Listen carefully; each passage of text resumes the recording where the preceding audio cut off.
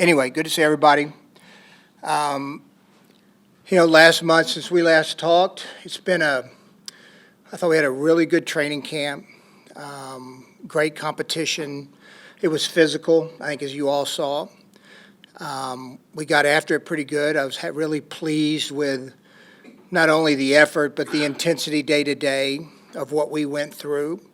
Of course, always tough decisions when you're coming in the final cut down, and I don't ever take that lightly. Players that, they've been here for 5-6 months, some of them longer, a couple years, and you got to say, goodbye to them. That's not always easy to do. But it's also part of the game, and I think everybody understands that. I think one of the things, and I talked with our coaching staff about this before we made the cuts, was like, hey, let's make sure that when we do this, every player understands why. Okay, here's the reasoning. All right, here's the things you need to get better at.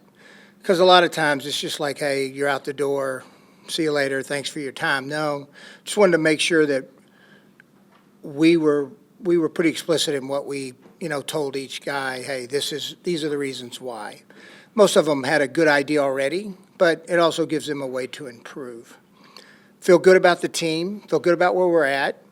We'll still work through the roster, as we will all season, but, week 1 never looks the same as it will week 8, 9, 10, 11, based on injuries and things that happen. But excited about the team, excited about the roster. Unfortunate that we lost a couple guys. Freeland's injury at tackle, he was really taking a big step in year 3. Losing Hunter and Wally, that was a blow, which, caused us to have to make some other moves. They were coming along. I mean, both of them are going to be excellent football players in this league. I think all of you saw the progress both of those guys were making, and both kind of like, Wally, I had to keep watching the tape over again and over again when he did his ACL, and kind of the same thing with Hunter with his foot, But that, that's just part of the game. You have injuries, and you got to find a way to find answers. Okay, they're not always perfect, but you find answers and guys you think you can win with. And we think, and I give my staff a lot of credit for working extremely hard, making sure we had names, making sure we were constantly active and looking for players. But feel good about where we're at, where we're going. Fire away. Since you guys named Daniel starter, have you found it necessary, or have you talked to AR about his future here, how he fits in, or not? I've not had a lot of talks with AR, but I've had a lot of talks with his agent. Coaching staff handles, they talk to Anthony a bunch. I mean, I've talked to Anthony. Because the one thing I think is getting overshadowed a little bit is Daniel. Because I let both of them competed, professional, battled to the end. And at the end of the day, Daniel, won the job. Does that mean we're down on Anthony? No. But I don't want to, dismiss that, Daniel he's had a good run here. It reminds me a lot of Alex Smith that we had in Kansas City, who I thought was just the ultimate professional. Day in and day out, the team knew exactly what they were getting, and I feel that's kind of the same thing with Daniel. So, I know the story's always been about Anthony, but also let's don't lose sight of, Daniel did some good things, and he's been a really good professional. He's been through a lot. And then going to Anthony, like, I know the negativity, and it's easy to say, okay, he's done. And I don't agree. I've said this numerous times. I do not agree with that. I think overcoming challenges and obstacles along the way are good for anybody. I do. I'm proud of Anthony, of where he's at, how far he's come. He's come miles. I mean, I want you to think back, and it's tough on any young quarterback in this league. But for him to keep taking the growth steps that he has, and to work so hard and then not get the goal for himself, all right, now to continue to do that, that's when we got a chance to see real growth. And there's some value, there's a lot of value in sitting behind a guy that's a professional and watching and learning and growing and working on the things you need to work on without the same pressure of being the starter. There's a lot of good to that. One quick follow-up. When you made the move, has anyone contacted you about trading, get him in a trade? Yeah, no, but we're not trading him.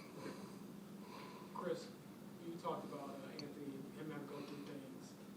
What is like the long-term plan for him, and how clearly can you lay that out for someone who a couple years ago was the number 4 pick in the draft and now has been put on the bench for the second time? Yeah, and that's a fair question.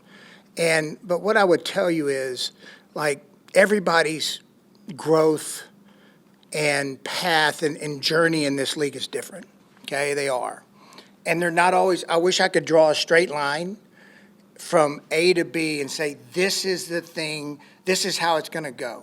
Okay, we're going to start here and we're going to end up here. Well, we all know that's not life. That's not real life. And it's the same thing with Anthony. Like, there's up and down, and there you see growth, and then there's some moments where you say, okay, we need to get better at that. So I think following Daniel and watching him work, and if he continues with the growth that he's had, like, Anthony's been good. He has, and he's made tremendous strides. Is he there yet? No. But does he have work to do? Yes, and Anthony will acknowledge that.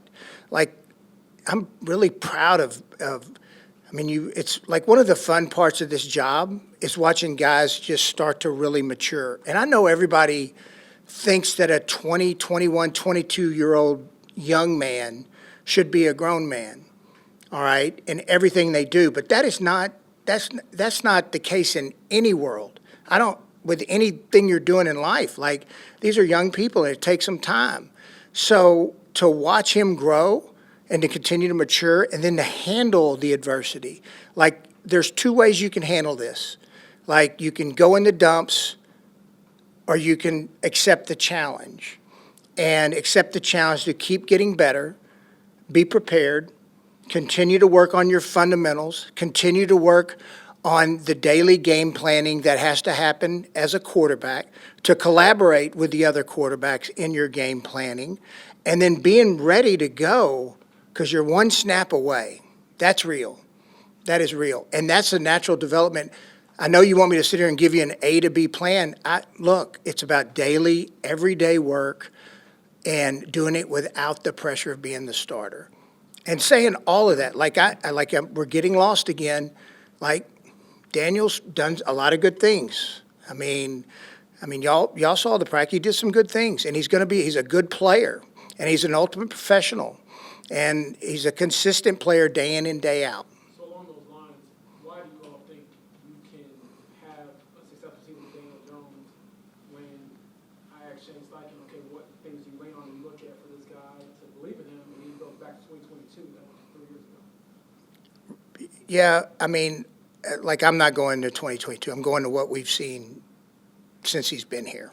I guess, again, can you explain what things have you seen to give you that confidence that he can be a winning quarterback? His ability to run the offense, to get him out of good and bad plays, to know the checks, just the things that most veteran quarterbacks can do, and to make sure that we're continually moving the chains.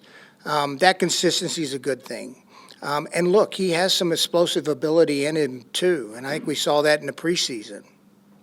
The quarterback decision is the quarterback decision, right? But the one thing I would ask you is the idea that Anthony can grow more in year 3 on the sideline does not make any sense to me. Can you explain that? Yeah, I think and I think I explained it earlier. I don't know if you were listening.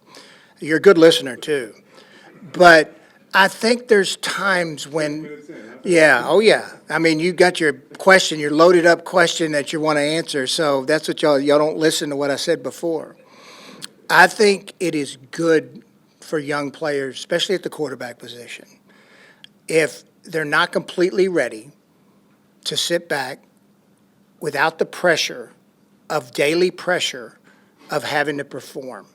Now, the pressure's still there because he's one play away, but it's much different. It's much different. I just think the little intricacies that they can learn by doing the backup role can serve them well, because he's still serving the start. Let's don't forget that backup role's still serving the starter, okay? And that's different.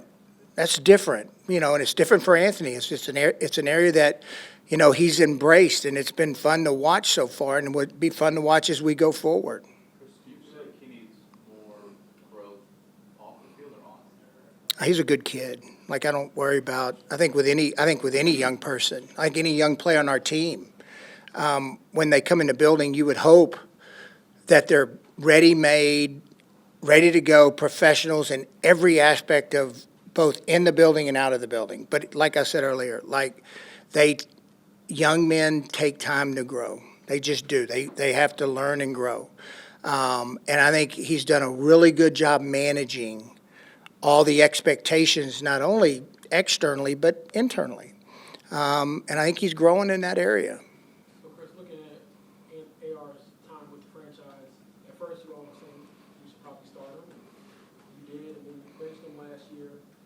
And then 2 weeks later, you put him back in the starting lineup. And then now, he's taking a step back again. So with so much flip-flopping in a matter of months, why should people believe in the plan you have now for him versus the plan you all previously had?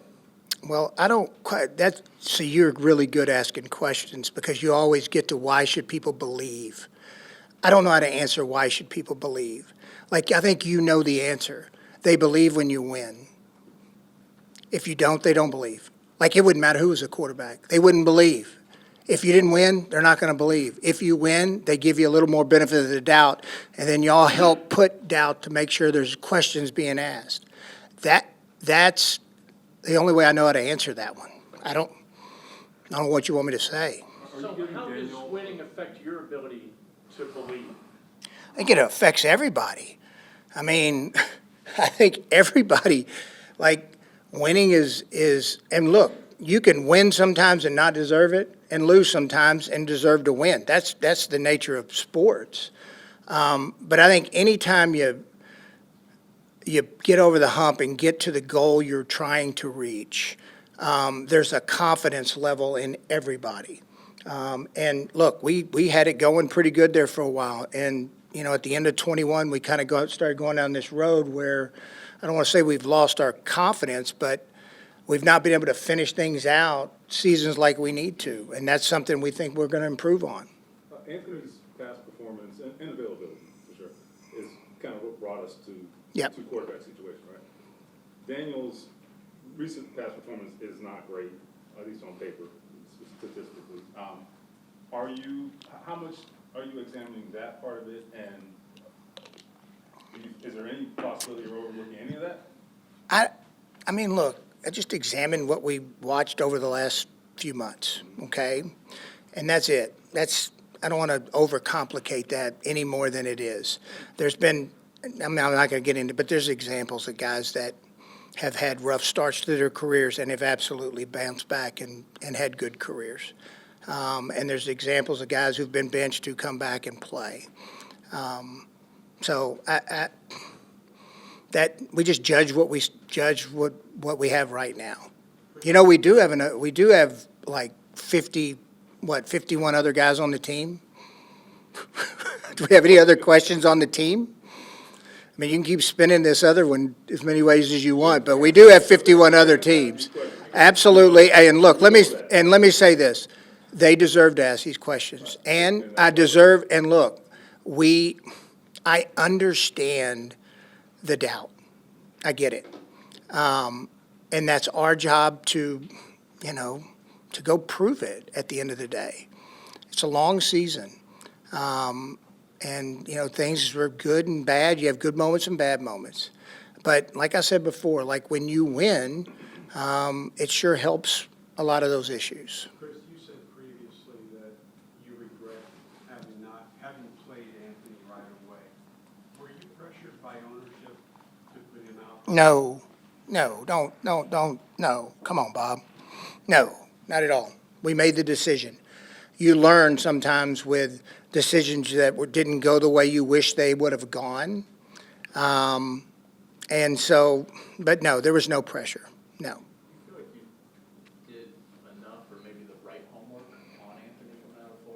No, we knew. We knew he was wrong. We knew it was going to take time. I think everybody knew. Yeah, I think we knew. And we knew it was going to be a little bit of a roller coaster. Absolutely. I mean, just his history in college. And so that's just part of the growth. No, sometimes you got to take a swing. We took a swing. And look, I'm not ready to say that we missed, because I don't think we have yet. I think Anthony has a bright future. I believe that. Anything else? Just to break the trend, what has gone on and is going on with the former back room? It's just night and day who's in there. Yeah, so, I mean, all of a sudden you lose Wally, who we were really excited about. Juju, poor kid's just had bad luck. He's a great young man. He's very talented. He's just had some bad luck. I'm hoping for him, maybe a change of scenery, and he'll get it turned around where he can stay healthy.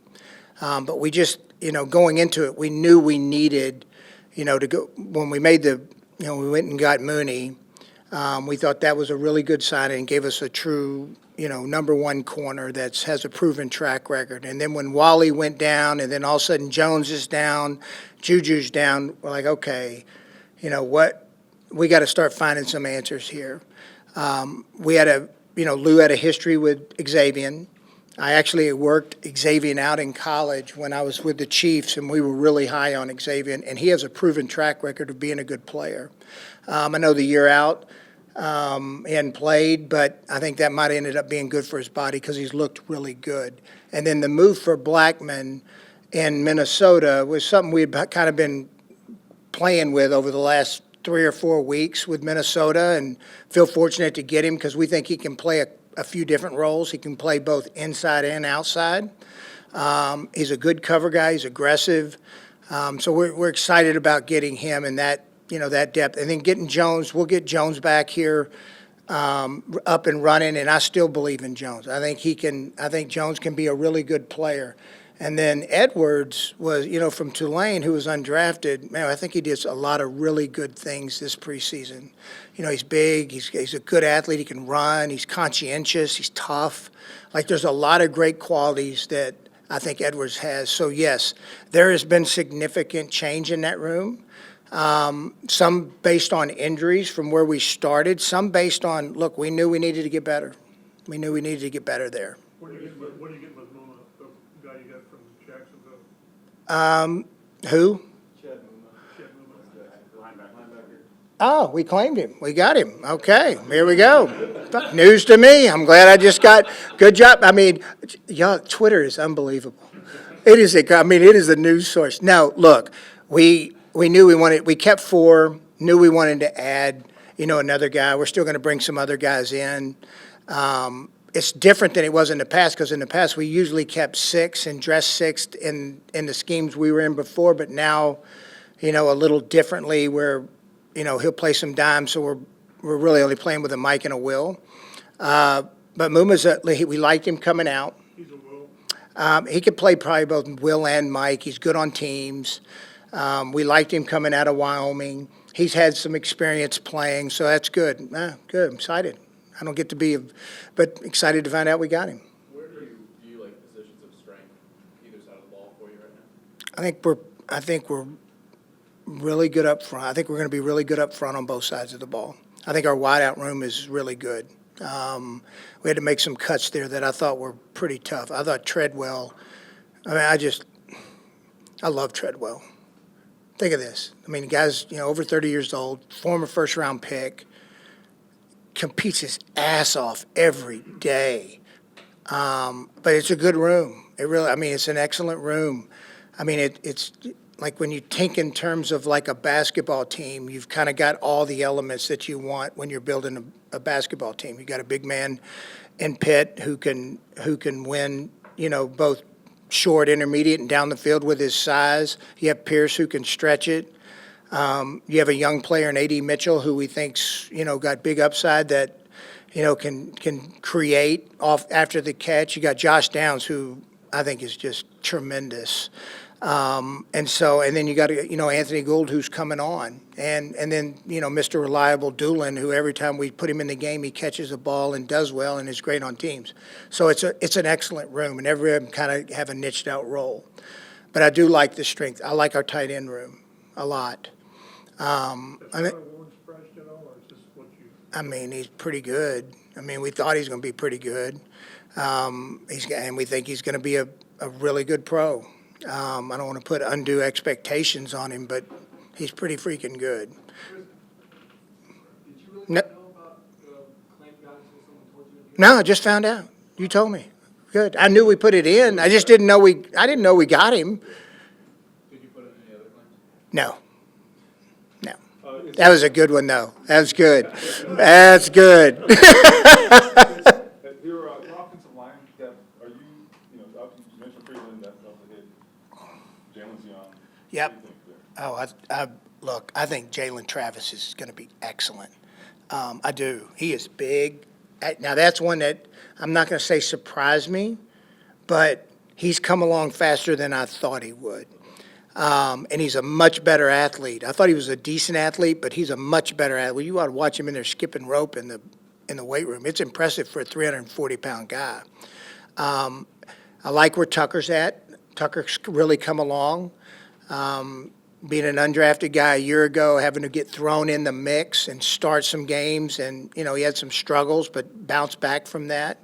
I'm excited about him. I was excited when we actually put him in there at center, and he looked pretty good. Danny Pinner was dealing with a knee kind of all of camp, but we've got it calmed down. He does. So, we've played good football with Danny, and then keeping Tenuta, who, we claimed him a few years back, and then he kind of bounced around, and then ability to get him back and his ability to play both left and right tackle. So, yeah, I feel pretty good about our depth there. Is there anything going on with Mike Hilton or not? Let me just say this. We're going to explore guys right now. We're going to explore vets. You're going to see it over the next 10 days. You're going to see it over the next month. We're going to bring guys in. That's what we do. We're going to kick the tires, make sure that we have a list of guys that if we have to go to, we can go to them. How much pressure do you, I guess, personal pressure, responsibility, whatever, do you personally feel going into year 9, and I guess knowing that in a way you made another big decision to go with Daniel Jones, and I guess roll with that and going into a year where I don't know. I think y'all all know me well enough that I care deeply about this organization and city, okay? The fans, the way they treat you, they're great. Now, I got a few emails that were nasty, but I always wonder if that's from what basement is some dude writing that from.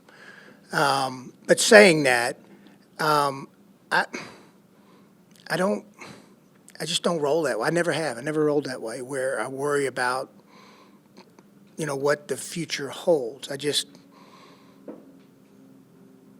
I'm fortunate to work in the National Football League. I've always been grateful, and I will never take one day for granted, whatever the role. This is a unique place. I could have to go get a real job for a living. That would suck. That would really suck. So no pressure in that way. No. In your combos with Carly, how would you define success this upcoming season? Winning. I mean, we always do. We're accomplishing our goals. I mean, we all know. Like, I don't think I've ever shied away from the fact that we haven't been good enough. Like, I never shied away from that. And she doesn't either. She's just competitive. Both of them are. It's not just Carly, but so is Kaylin and so is Casey. They're competitive. I think that's the one thing about Jim that I really loved was, God, he was competitive, wanted to win. They got the same gene. So, success is winning. I think we all would agree with that. Success is not losing, it's winning. So that's what the goal is. All right, last one here. what gives you confidence in AR going back to Lynch learning and taking, I guess, slow when just historically, and correct me if I'm wrong, I try to go back and find, when's the last time a quarterback of this caliber was drafted this high was finished twice this early, like, it just hasn't worked with that team. So what gives you confidence that it can still work here when we just haven't seen it? At least I haven't seen it. Yeah, Alex Smith went through some struggles and had success in San Francisco. He did, took him to the playoffs. It got hurt, and Cap ended up coming in. But there's been example, at least one. I don't know. I just feel like the progress he's making, if he continues down this road, we're going to be able to see that talent come to light. I just, like, there's always got to be one time, right? So why not him? And I do believe that. His progress has been good. Like, you're going to ask Downing questions the whole time, James. I get it. And I understand why. But at the end of the day, time is what, like, I can sit over and give you every answer you want, okay? But at the end of the day, time is what proves you're right or wrong, and your actions and how it plays out. You think he could be a franchise quarterback still? I think it's sure in him. I do. I think it's in him. Whether that happens or not, we'll see. But I do think that's in him. Get your practice squad done yet or not? No, is it already on Twitter? So Juju went to the Dolphins and Jelani went to the Jets. Good. Good for them. Good for both of them.